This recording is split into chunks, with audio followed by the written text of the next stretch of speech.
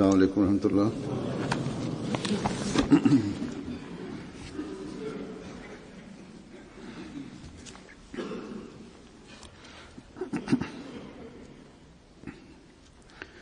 أشهد أن لا إله إلا الله وحده لا شريك له وأشهد أن محمدا عبده ورسوله أما بعد فأعوذ بالله من الشيطان الرجيم بسم الله الرحمن الرحيم الحمد لله رب العالمين الرحمن الرحيم مالك يوم الدين إياك نعبد وإياك نستعين اهدنا الصراط المستقيم صراط الذين أنعمت عليهم غير المغضوب عليهم ولا الضالين.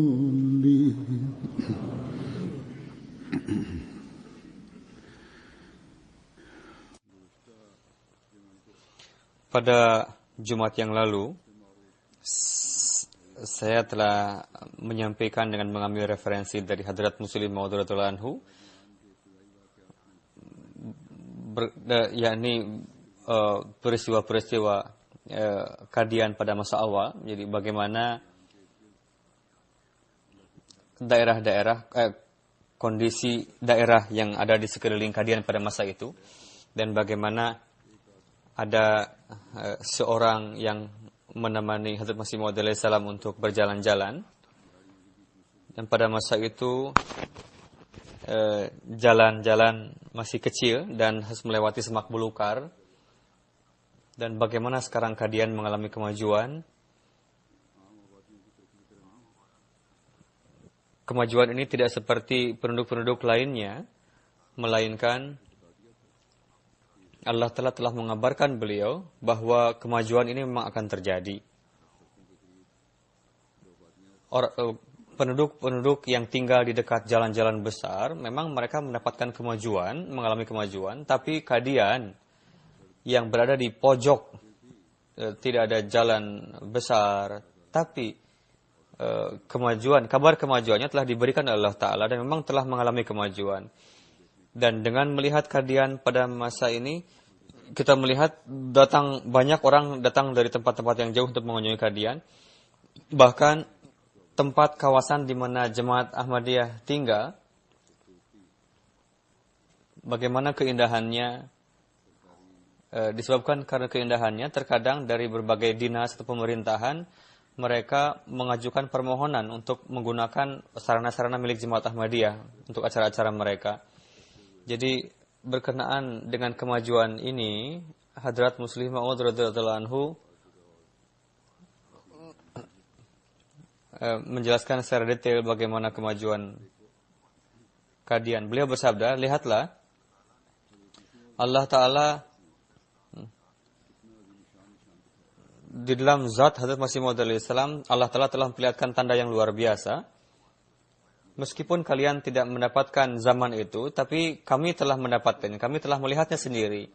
Jadi zaman yang begitu dekat, memang untuk melihat dengan mata kepala sendiri kalian tidaklah terlalu sulit, tidak perlu jauh-jauh melihat tanda-tanda yang lain. Lihatlah Masjid Mubarak.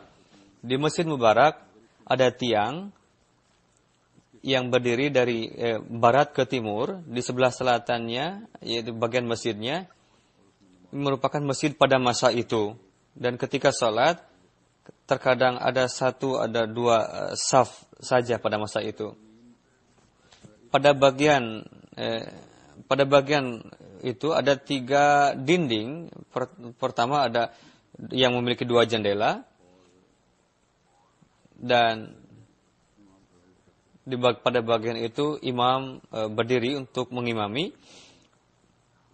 Lalu ada bagian yang lama. Sekarang ada tiang, ada dinding yang lain juga, dan ada pintu juga di situ. Pada bagian itu hanya bisa berdiri 1-2 saf salatnya. Jadi dalam satu safnya bisa 5-7 orang berdiri. Terkadang satu saf pada masa itu, terkadang 2 saf salat di sana. Beliau bersabda, saya ingat bahwa ketika orang yang salat itu bertambah pada masa itu, dan pada bagian pertiganya ada juga, sehingga tidak cukuplah orang. Jadi ketika ada orang yang ke-16 datang untuk salat berjamaah, kami sangat keheranan sehingga mengatakan, sekarang banyak sekali orang yang hadir ya katanya. Jadi kalian belum melihat masa itu, bahkan orang yang penduduk hadian sendiri pun mungkin mereka tidak tahu, tapi itu tetap masih ada. Lihatlah dan pergilah ke sana. Penduduk hadiah pun hendaknya melihatnya bagian itu. Dan mereka yang pergi ke Jalsah Qadian atau mengunjungi Qadian sepanjang tahun, mereka pun silahkan pergi ke tempat itu dan lihatlah. Lalu bayangkanlah bagaimana kondisi pada masa itu, sehingga di dalam keimanan pasti akan timbul suatu kesegaran. Hadrat Masih Maud bersabda, lihatlah bagaimana sikap para sahabat. Terkadang hal-hal yang lama itu dilihat dari sudut pandang amalan mereka. Kalian pun lihatlah itu. Pisahkanlah di mana imam berdiri di sana. Lalu anggap saja ada dinding buatan, sehingga tempat yang tersisa ada, bayangkan. Lalu ada jika ada saf yang ketiga pada sampai masa itu. Lalu kita bayangkan saja bagaimana pada masa itu dan bagaimana perkembangan yang terjadi dengan Masjid Mubarak saat itu. Jadi ketika karunia Allah Ta'ala turun, apapun bisa dilakukan. Bisa.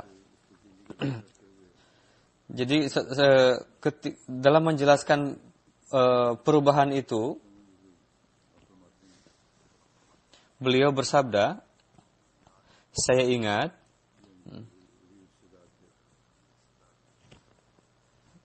jadi ada kerabat pada masa itu, mereka pun bagaimana timbul perubahan yang sebelumnya mereka menentang, lalu mereka bergabung dalam jemaat. Beliau bersabda, saya ingat katanya bahwa ada rumah yang sangat lemah, tapi pada masa itu ketika kita menaiki dengan melalui tangga, kami naik melalui rumah paman kami. Yang berikutnya beliau beat masuk jemaat. Setelah melihat itu, karena ibu kami adalah orang India, sehingga pada masa kecil kami tidak memahami apa makna dari kalimat bahasa Punjabi itu. Lalu saya menanyakan kepada ibu saya, apa itu artinya ibu? Beliau bersabda, artinya adalah sebagaimana gagak, begitu juga anaknya. Jadi maksud dari gagak itu adalah ayah kamu katanya, dan anak gagak itu adalah kamu katanya. Jadi itulah uak kami yang mengatakan segala sesuatu kepada kami, sehingga ketika kami datang ke sana, mereka sangat menghormati kami. Mereka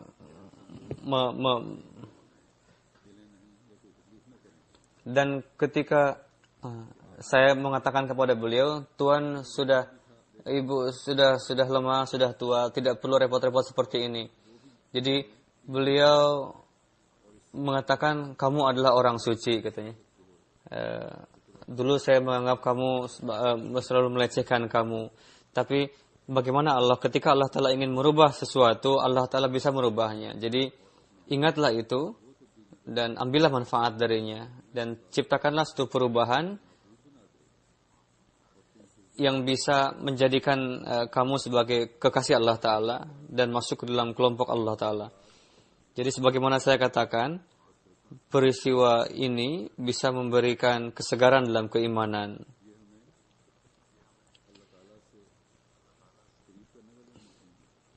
Dan ini hendaknya menjadikan kita sebagai pendekat kepada Allah Ta'ala. Ini bagaimana dukungan Allah Ta'ala, pertolongan Allah Ta'ala kepada Hazrat Masih Maud alaihi salam. Kita pun harus mengambil bagian dari itu, dan bagi orang-orang penduduk Qadian pun, Ahmadi di sana, hendaknya mereka menaruh perhatian yang sebesar-besarnya akan hal itu. Di antara kita banyak sekali yang mengetahui bahwa dan selalu diterangkan bahwa Hazrat Masih Maud alaihi salam pernah bersabda bahwa Qadian akan maju. Pada khutbah yang lalu pun saya telah menyampaikan peristiwa-peristiwa dan bagaimana penyebarannya bisa sampai ke Sungai Bias.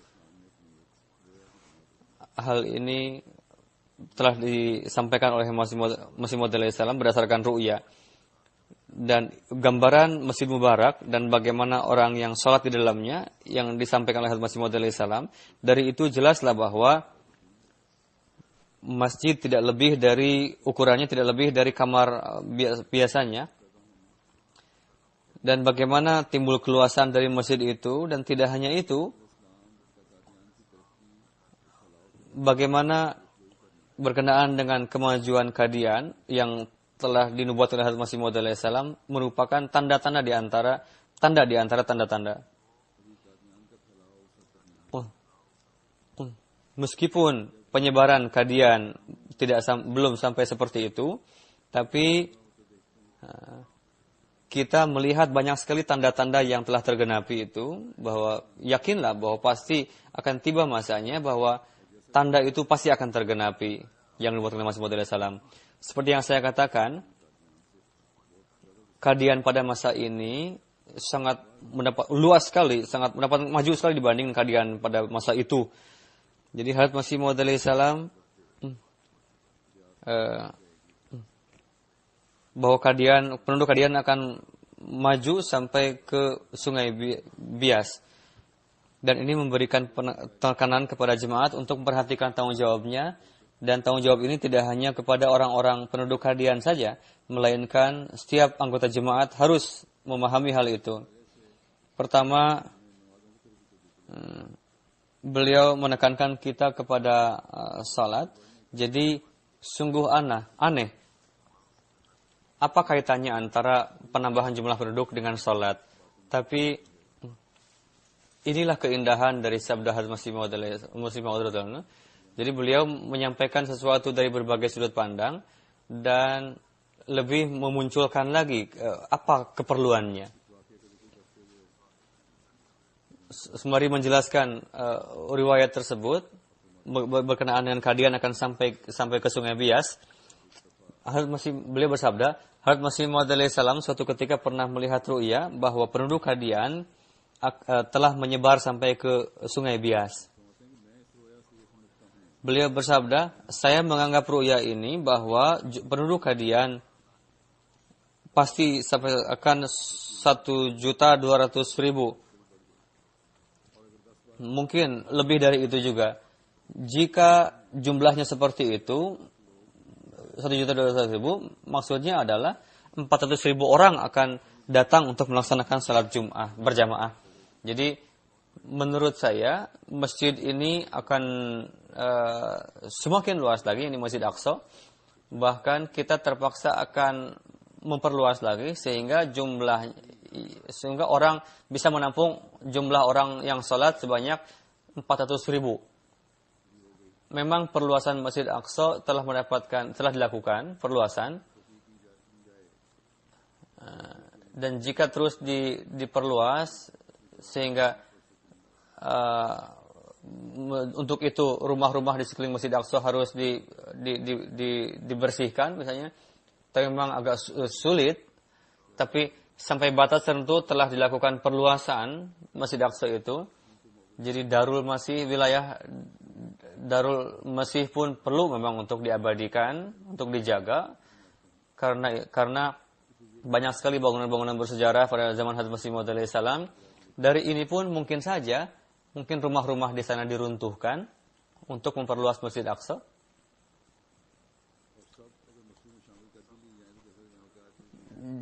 Jika masjid diperluas bisa 300-400 ribu orang menampung. Jadi mungkin saja ada tiba waktunya nanti bahwa suatu ketika akan dibuat masjid yang sangat luas sehingga bisa menampung 300-400 ribu orang untuk sholat. Bagaimanapun pada masa itu yang ada di hadapan beliau adalah Masjid Aqsa. Yang dimaksud oleh ini adalah Masjid Aqsa. Berkenaan dengan Masjid Aqsa, bagaimana kita terpaksa akan perluasnya sehingga harus bisa menampung 400 ribu orang untuk sholat. Untuk tujuan itu bisa dilakukan perluasan ke 4 penjuru. Beliau bersabda, saya sedang menyampaikan khutbah.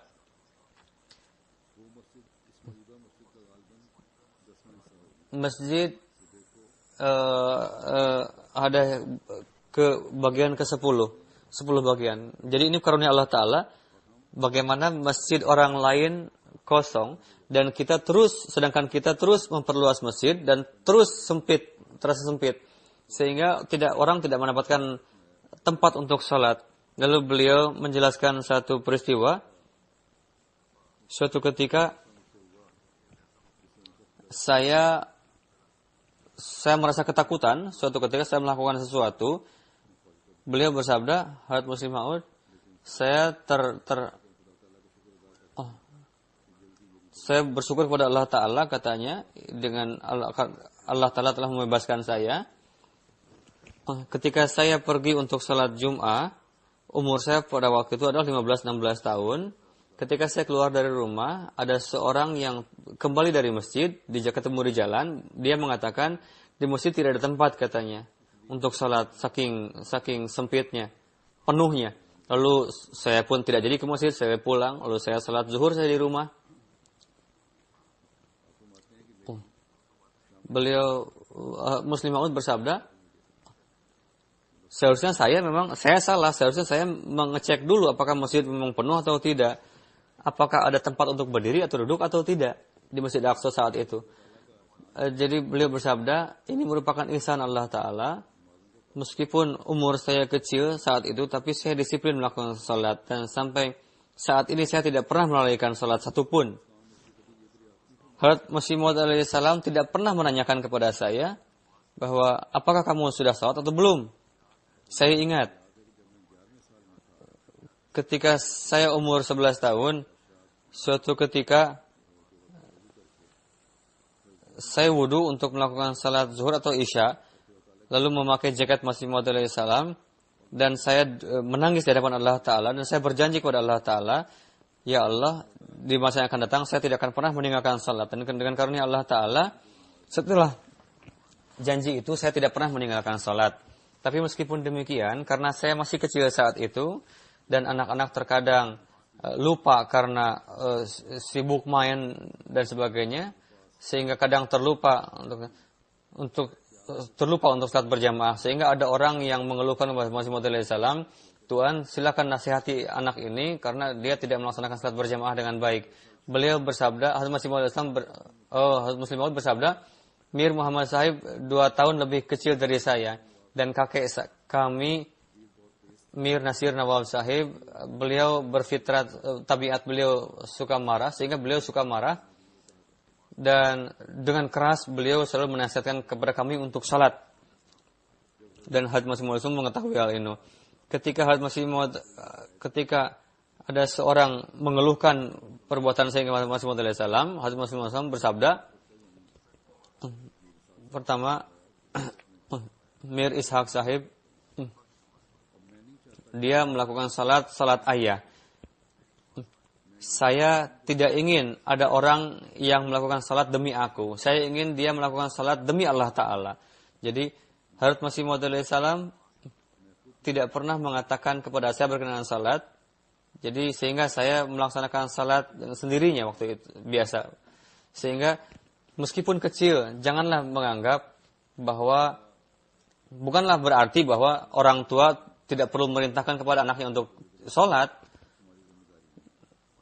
Itu tanggung jawab kita untuk menekankan kepada anak-anak untuk salat berjamaah, untuk salat. Tapi berkenaan Hazrat Masih Maud radhiyallahu ta'ala anhu, Hazrat Masih Maud alaihi salam memiliki perasaan husnuzon kepada Hazrat Masih Maud. Hazrat Masih Maud alaihi salam mengetahui bahwa anak inilah yang akan menjadi Hazrat Masih Maud radhiyallahu ta'ala anhu. Karena itu beliau yakin bahwa anak ini pasti akan melakukan salat demi Allah Ta'ala. Dan Allah Ta'ala sendirilah yang akan mengislahnya sendiri. Lalu, perbuatan Hazrat Masih Maud ini, beliau biasa melaksanakan salat dengan penuh rintihan sejak dari umur 11 tahun. Ini memberikan saksi bahwa beliau sangat memberikan perhatian kepada salat. Beliau bersabda, pada hari itu, mungkin Allah Ta'ala ingin menjauhkan kelalaian saya. Jadi, ada kelemahan saya yang sedikit banyak. Allah Ta'ala ingin menjauhkannya mungkin. Sehingga Hazrat Masih Maud alaihi salam mengatakan kepada saya, ketika saya kembali dari salat Jumat tadi, Mahmud, sinilah kamu. Saya pergi ke hadapan Masih Maud alaihi salam, lalu beliau bersabda, kamu tidak pergi salat Jumat ya? Saya jawab, saya pergi huzur, tapi saya mengetahui bahwa masjid telah penuh, tidak ada tempat untuk salat. Saya telah mengatakan, lalu kenapa saya meyakini perkataan orang lain? Saya pun merasa salah. Apakah anak tadi berbohong atau tidak? Bahwa masjid sudah penuh. Jika memang berkata benar, oke, baik saja. Tapi jika dia berbohong, anak tadi, karena saya setelah menerangkan di hadapan Hazrat Masih Maud alaihi salam, sehingga mungkin Hazrat Masih Maud alaihi salam akan malah kepada saya. Kenapa kamu berbohong? Tapi saya sangat merasa takut pada masa itu. Entahlah apakah yang akan disabdakan oleh Masih Maud alaihi salam. Lalu ada saat itu Hazrat Maulwi Abdul Karim Syalkoti datang untuk mengunjungi Hazrat Masih Maud alaihi salam. Karena Masih Maud tengah sakit ginjal saat itu. Sehingga apa yang akan terjadi saat ini? Hazrat Masih Maud alaihi salam menanyakan mengenai salat Jumat kepada Maulana Abdul Karim Syalkoti. Apakah saat ini hari ini orang yang datang banyak ke masjid banyak sehingga tidak ada tempat untuk salat berjamaah untuk salat Jumat? Hazrat Maulana Abdul Karim Syalkoti menjawab, Hazrat Masih Maud sudah sangat ketakutan apakah anak tadi. Tapi bagaimana Allah Ta'ala menjaga kehormatanku? Maulana Abdul Karim Syalkoti sangat bersyukur kepada ihsan Allah Ta'ala. Beliau menjawab, huzur, ini merupakan ihsan Allah Ta'ala. Di masjid dipenuhi orang-orang, sehingga tidak ada tempat untuk duduk, huzur, di masjid. Lalu Muslim Maud bersabda, selalu saya mengira memang orang Ahmadi tadi berkata jujur. Jadi Allah Ta'ala telah menerapkan sarana untuk kemajuan. Jadi yakni jumlah masjid terus bertambah, diperluas, dan jumlah yang meramaikan masjid semakin bertambah. Ketika kalian meninggalkan masjid, maka Allah Ta'ala pun akan meninggalkan kalian. Jadi, keperluasan kalian tidak hanya dari ukuran saja dan jumlah orang saja. Jadi, keluasan itu bergantung pada rumah-rumah kita, yakni dengan meramaikan rumah Allah Ta'ala. Jadi setiap Ahmadi, apakah dia penduduk Qadian yang telah melihat kemajuan Qadian, atau penduduk Qadian yang ingin melihat kemajuan Qadian, atau di negeri manapun yang ingin menjadi bagian dari kemajuan jemaat dan melihat kemajuan jemaat, maka seiring dengan jumlah penduduk, maka ramaikanlah pengunjung masjid ini. Ini sangat penting. Kemajuan-kemajuan ini didapatkan dengan karunia Allah Ta'ala. Dan karunia Allah Ta'ala dengan melaksanakan hak-hak Allah Ta'ala untuk meramaikan masjid. Jadi pada hari ini ketika kita menyampaikan berkenaan pembangunan masjid, kita harus berupaya melihat masjid yang kecil untuk memperluasnya dan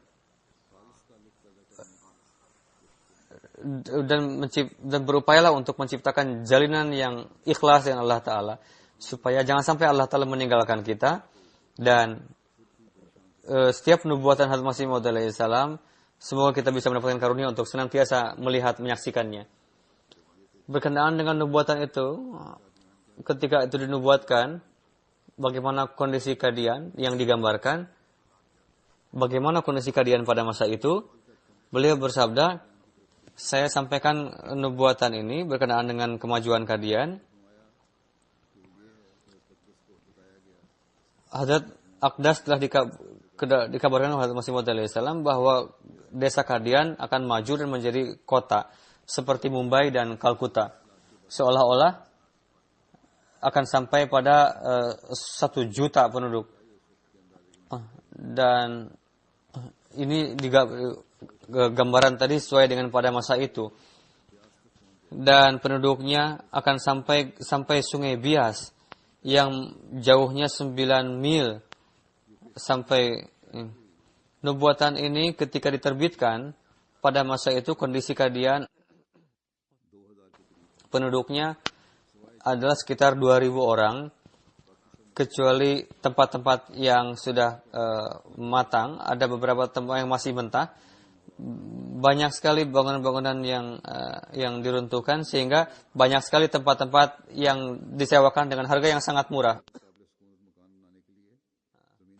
Sehingga 10 atau 12 rupiah saja bisa mendapatkan tanah-tanah untuk membuat rumah. Kondisi pasar pada masa itu dengan 2-3 rupiah saja bisa mendapatkan gandum yang banyak pada masa itu, sangat murah.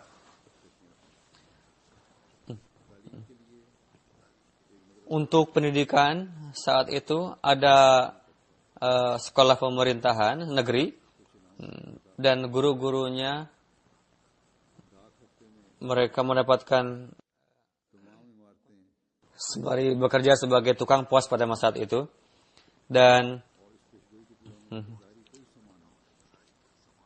tidak ada sarana untuk yang nampak dari untuk terpenuhinya nubuatan tadi. Kadian jauhnya dari stasiun kereta api 11 mil, dan di negeri-negeri yang terdapat stasiun kereta api di kota-kota yang berkembang adalah yang di dekat stasiun-stasiun. Tidak ada industri pada saat itu, karena itu tidak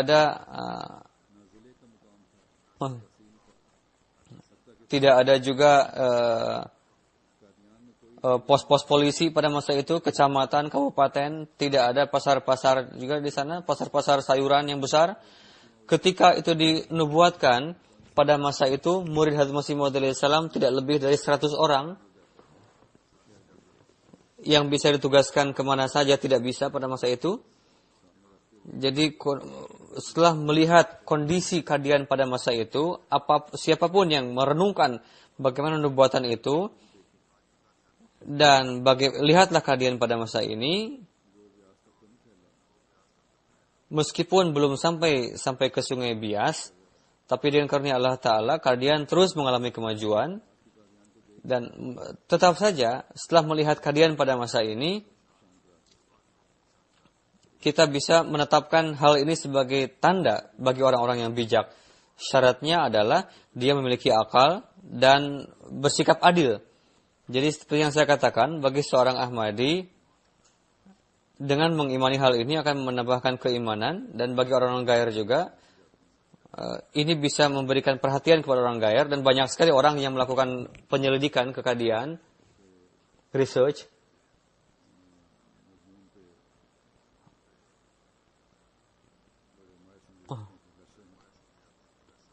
Ada seorang profesor yang sangat ahli di bidangnya, dia untuk research mengenai Ahmadiyat, dan melihat apa itu kadian, lalu dia pergi ke kadian, lalu dia menulis kesan-kesan. Setelah itu bagaimana kesannya,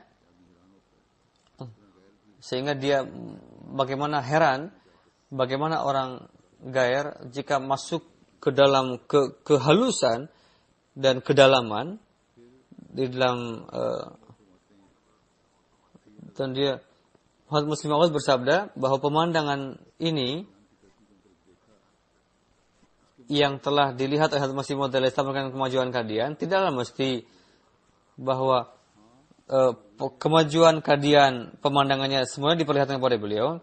Jadi jangan sampai kemajuan yang kurang dari itu. Jika ada kemajuan, tidaklah ada hambatan untuk kemajuan kenubuatan itu, bahkan justru memberikan keagungan.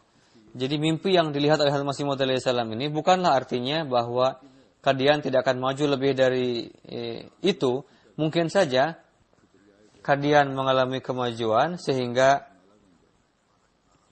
Qadian menjadi sungai kecil di Qadian dan sampai masuk ke Hoshiarpur mungkin saja.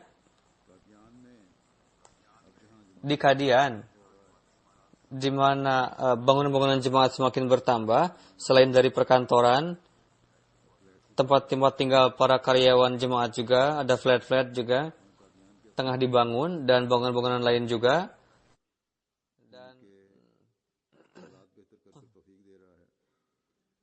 bagaimana Allah telah memberikan taufik untuk bisa memperluas bangunan-bangunan di sana, sehingga mereka membuat rumah-rumah yang luas-luas. Selain itu, orang yang mendapatkan kelebihan harta di Qadian, mereka membuat rumah-rumah di Qadian. Jadi orang-orang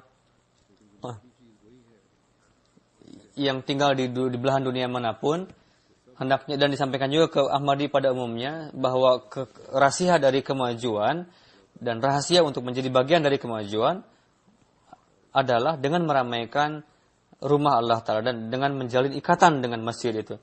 Jadi, di mana orang meninggalkan Allah Ta'ala, maka Allah Ta'ala pun akan meninggalkannya. Jadi, tidak hanya berkaitan dengan kemajuan Qadian saja, bahkan dengan kemajuan jemaat secara umum pun, ini adalah berkaitan. Jadi, maksudnya adalah, jadikanlah masjid Qadian semakin kecil terus dengan meramaikannya. Dan harapkanlah kemajuan dari Allah Ta'ala. Hendaknya ingat bahwa tidak hanya kemajuan Qadian saja, melainkan janji Allah Ta'ala berkenaan dengan kemajuan jemaat saja. Ketika kalian melihat satu tanda Allah Ta'ala ini tergenapi, maka berkenaan dengan tanda yang lain pun, keyakinan kita akan bertambah. Terkadang dalam beberapa kondisi, orang-orang merasakan khawatir. Dengan memprediksi sendiri, kita bisa memutuskan bahwa berkenaan dengan nubuatan itu akan tergenapi. Terkadang dalam kondisi yang sempit dan kesulitan, kita merasakan khawatir. Bagaimana di Pakistan saat ini, bahwa pemerintahan Punjab, menurut mereka, terkadang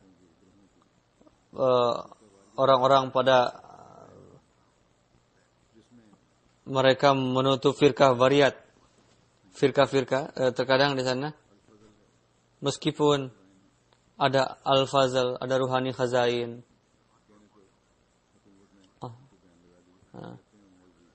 yang telah dilarang oleh pemerintah atas provokasi dari para ulama di sana, mereka tidak pernah merenungkan bagaimana Hadrat Masih Maud salam telah menggambarkan ajaran Islam yang hakiki berkenaan dengan Islam.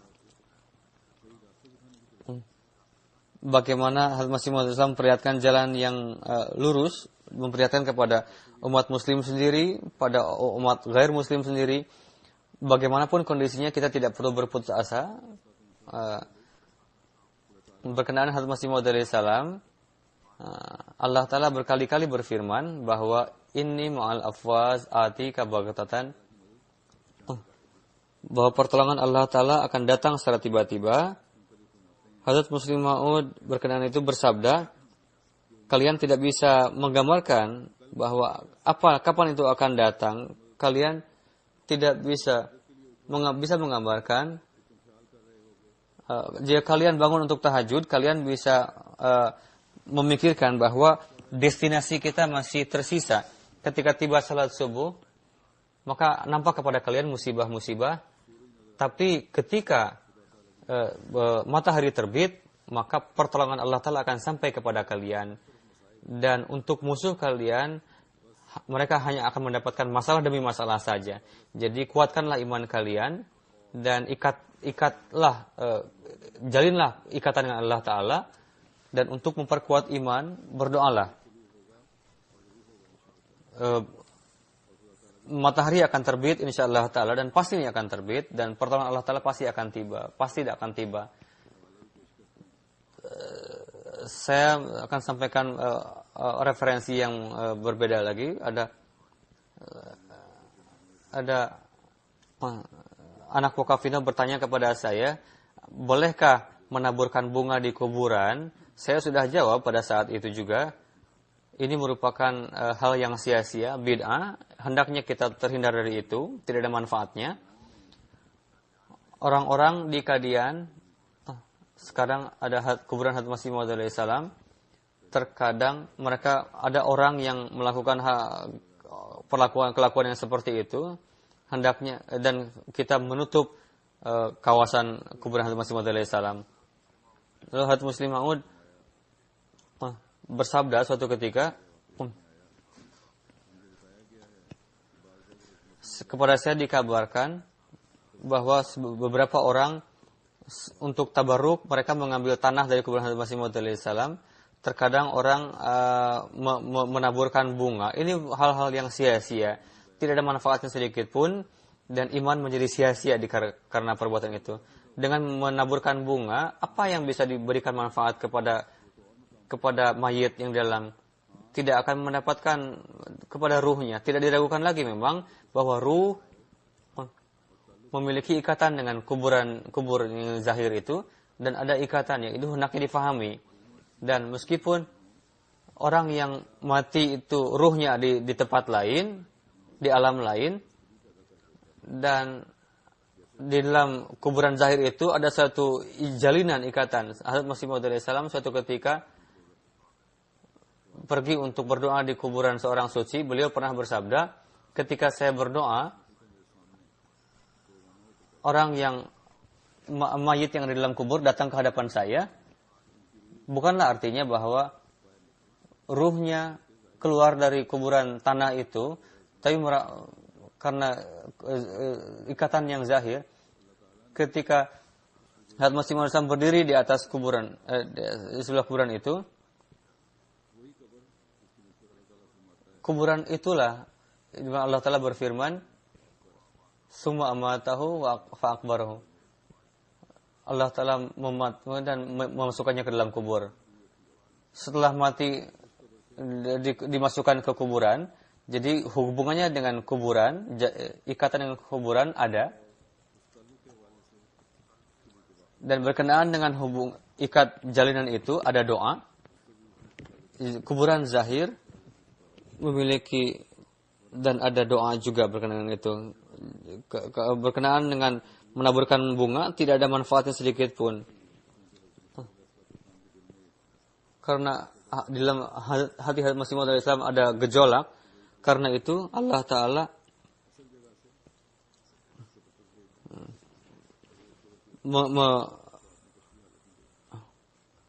yang beliau lihat dalam kondisi kasyaf itu. Di dalam riwayat-riwayat lain dikatakan ketika Hadrat Masih Maud alaihissalam melihat wajah dari orang suci itu, memang orang itulah yang ruhnya berjumpa dengan Hadrat Masih Maud alaihissalam, persis seperti yang dikatakan oleh orang-orang. Doa memberikan manfaat kepada mayit, tapi menaburkan bunga tidak ada manfaatnya sedikit pun. Kadang orang dikubur dan menjadi tanah, ini merupakan hukum alam. Dan ketika kondisi ini datang, Apa yang bisa diberikan manfaat dari bunga-bunga yang jasmani? Untuk hukuman atau ganjaran bagi ruh-ruh itu, mereka akan hadir di hadapan Allah Ta'ala. Dan untuk meraih ganjaran bagi ruh itu, hendaknya didoakan. Semoga Allah Ta'ala menganugerahkan rahmat kepadanya. Jangan sampai ada perbuatan musyrik dengan pergi ke kuburan-kuburan. Dengan karena Allah Ta'ala, orang Ahmadi tidak pergi melakukan seperti itu. Terkadang di sini pun ada orang yang menaburkan bunga. Ini merupakan perbuatan yang sia-sia, hendaknya tidak dilakukan di kuburan-kuburan kita. Ada satu peristiwa yang disabdakan oleh Muslim Maud dalam kitab Islami Usul Filsafat Ajaran Islam. Ada peristiwa di sana. Terkadang orang yang berfitrat miring, mereka bisa ketahui bahwa dari permulaan memang dia sudah miring, sehingga pada akhirnya pun dia. Pada tahun 97 ketika di Lahore dilaksanakan suatu pertemuan, Hadrat Masih Maud salam telah diperintahkan untuk membuat tulisan makalah dan Khawajah Sahib memberikan pesan itu. Pada saat itu Hadrat Masih Maud salam mendapatkan sakit diare, meskipun begitu beliau tetap menulis topik makalah dan telah menyelesaikannya. Ketika diberikan kepada Hajat Khawajah, Khawajah Sahib menyampaikan keputusasaan, sehingga tidak akan dihargai katanya, kata Khawajah Sahib. Tapi Hadrat Masih Maud telah dikabarkan oleh Allah Ta'ala bahwa makalah Masih Maud akan unggul.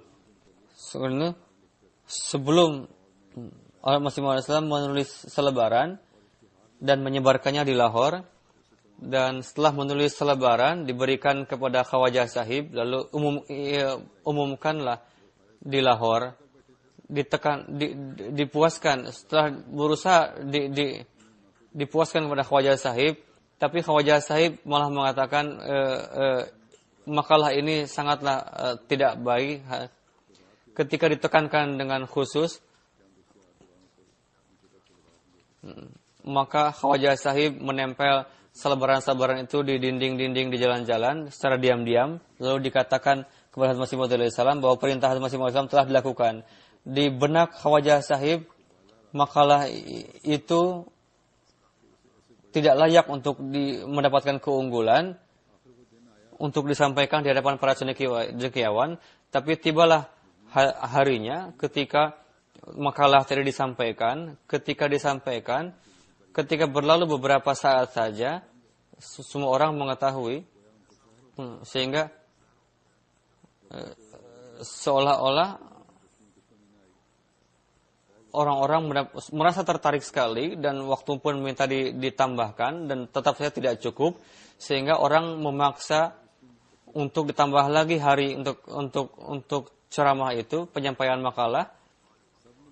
Lalu orang yang menentang, orang yang maupun pendukung, semua mengatakan bahwa makalah yang ditulis oleh Masih Maud salam adalah paling unggul, seperti yang disampaikan oleh. Tapi kelemahan Khawajah Sahib telah membuat iman beliau lemah.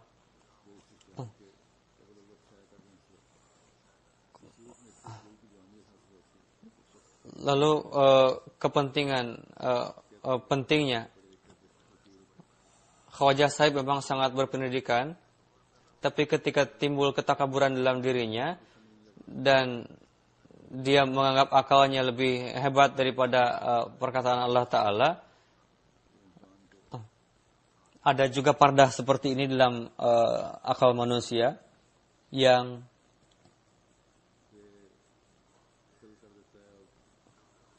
menjadikan akalnya tidak ada artinya dan tidak bermanfaat.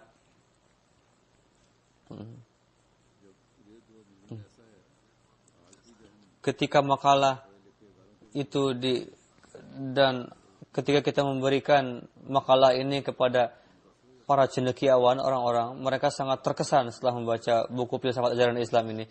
Sehingga banyak sekali orang, bagaimana, dan saya pun katakan ketika bertanyakan kepada orang, bagaimana tuan-tuan Baiat, mereka banyak sekali yang mengatakan setelah membaca kitab filsafat ajaran Islam. Tapi berkenaan dengan bagaimana pendapat Khawajah Sahib, justru Khawajah Sahib mengatakan kitab ini justru akan menyebabkan kita dicemoohkan. Tapi perbuatan Allah Ta'ala setelah menekankan kepada hal itu di dalam diri orang Ahmadi hendaknya mendapatkan merasakan gairat yang luar biasa. Hadits Masih Maud bersabda, pertama,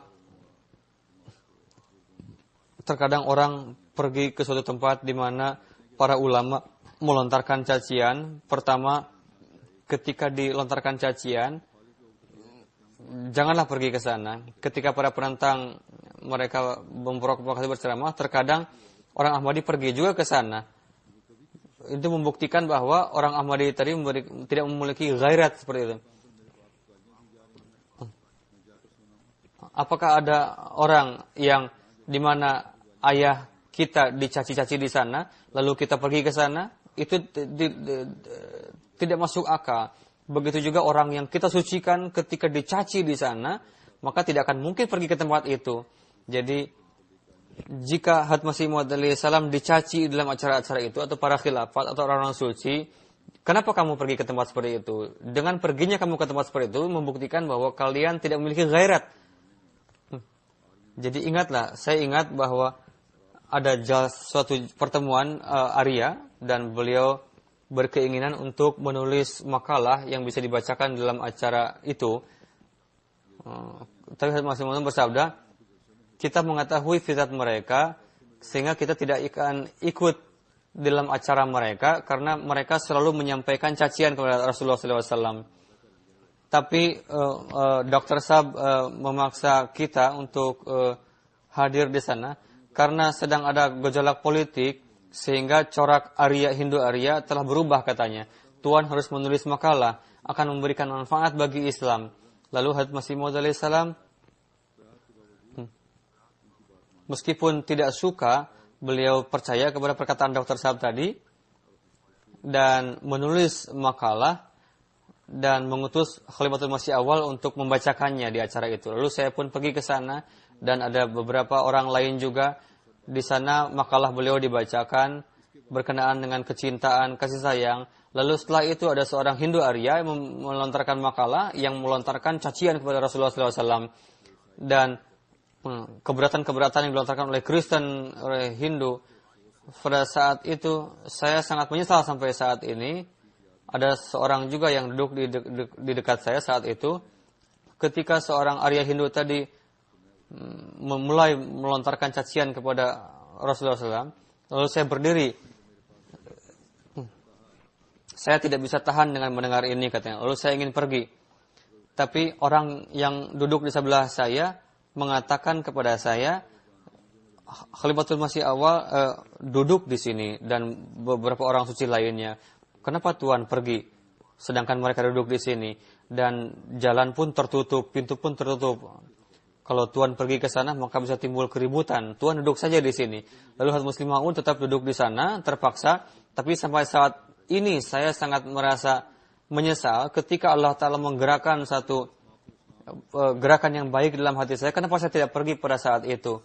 Ketika Hadits Masih Maud mendengar kabar ini, bahwa dalam acara itu Rasulullah SAW dicaci maki, beliau sangat marah. Dan melontarkan kemarahannya kepada Khalifatul Masih Awal. Kenapa kalian tidak pergi dari tempat itu? Kalian tidak boleh tahan mendengar Rasulullah SAW dicaci maki di tempat itu. Lalu Masih Maud menzahirkan kemarahan berkali-kali. Beliau bersabda, Hasan Sahib tidak pergi ke jalsa itu. Saya ingat bahwa beliau mendengarkan perkataan Hadits Masih Maud salam, lalu mengatakan,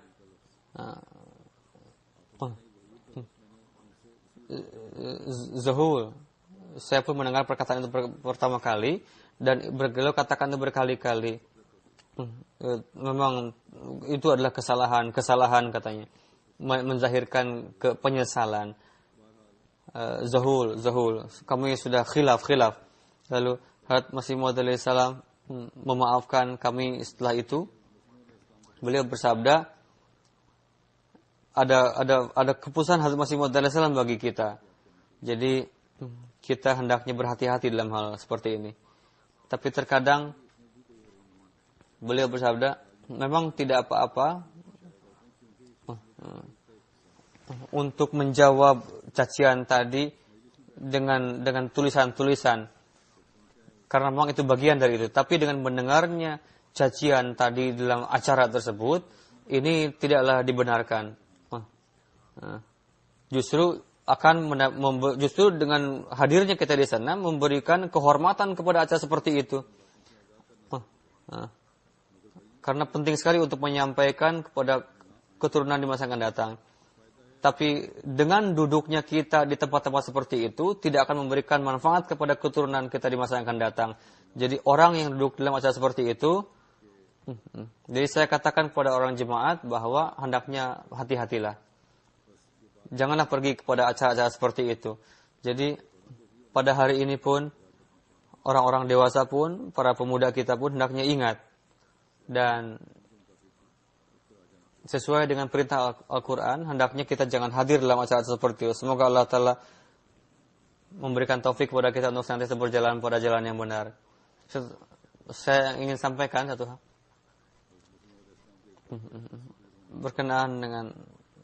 Berkenaan terjauhnya beliau dari batuk, ada seorang menulis kepada saya membaca dalam khutbah bahwa di sana tidak disebutkan pisang tetapi apel, tapi ilhamnya telah tergenapi. Tapi ini berkenaan dengan dua buah ini disebutkan beliau pertama memakan pisang, setelah itu beliau pun mulai makan apel yang dibawa oleh, karena apel tadi asam sehingga orang bisa batuk karenanya. Beliau Allah Ta'ala berfirman, karena kansi ini telah hilang sehingga saya terpaksa memakan apel yang masam itu. Jadi dengan doa tadi bisa mendapatkan kesembuhan. Karena itu saya sampaikan, saya sudah menerima surat. Mungkin ada orang lain yang menerima surat-surat lain kepada saya. Dan saya memiliki riwayat ini, tapi saya tidak membacanya. Memang keduanya, ada pisang juga, ada apel juga, keduanya disebutkan dalam riwayat itu.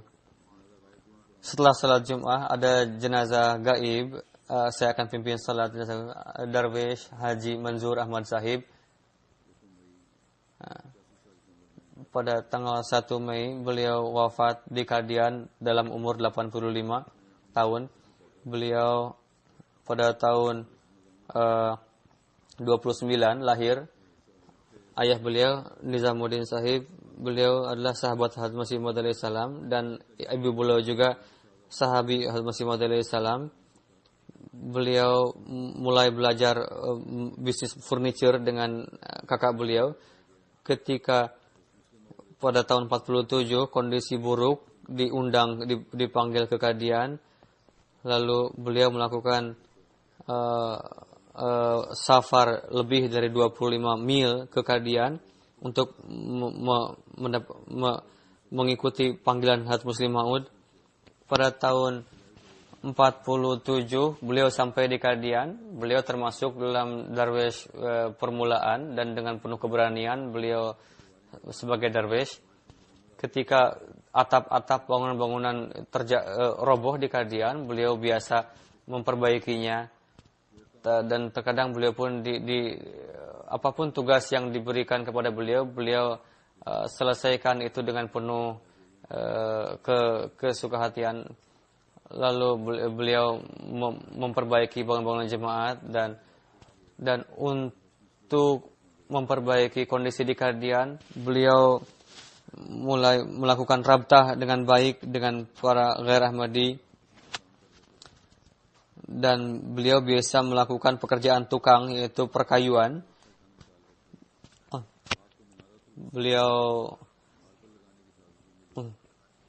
Beliau mendapatkan karunia memasang marmer Minaratul Masih.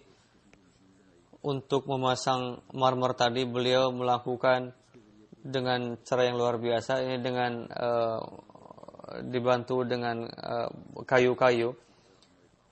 Tapi Allah Ta'ala memberikan taufik kepada beliau untuk bisa menyelesaikannya. Begitu juga di Srinagar Jammu.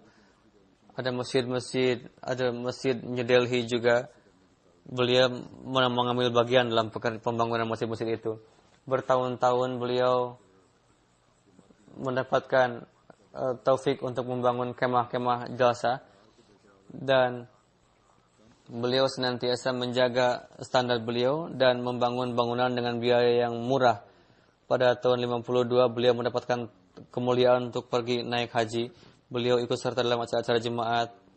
Dan pernikahan beliau dengan penuh kesederhanaan, dan istri beliau pun dan kehidupan yang sulit menyertai beliau dalam mengarungi hidup. Semua anak beliau sudah menikah dan punya anak. Ada 2 anak pria laki-laki beliau telah wafat.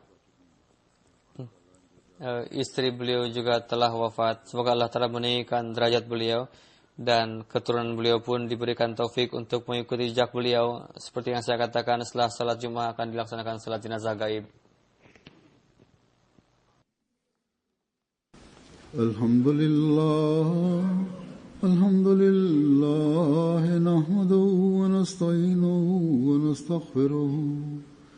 ونؤمن به ونتوكل عليه ونعوذ بالله من شرور أنفسنا ومن سيئات أعمالنا من يهده الله فلا مضل له ومن يضلل فلا هادي له ونشهد أن لا إله إلا الله ونشهد أن محمدا عبده ورسوله عباد الله رحمكم الله إن الله يأمر بالعدل والإحسان وإيتاء ذي القربى وينهى عن الفحشاء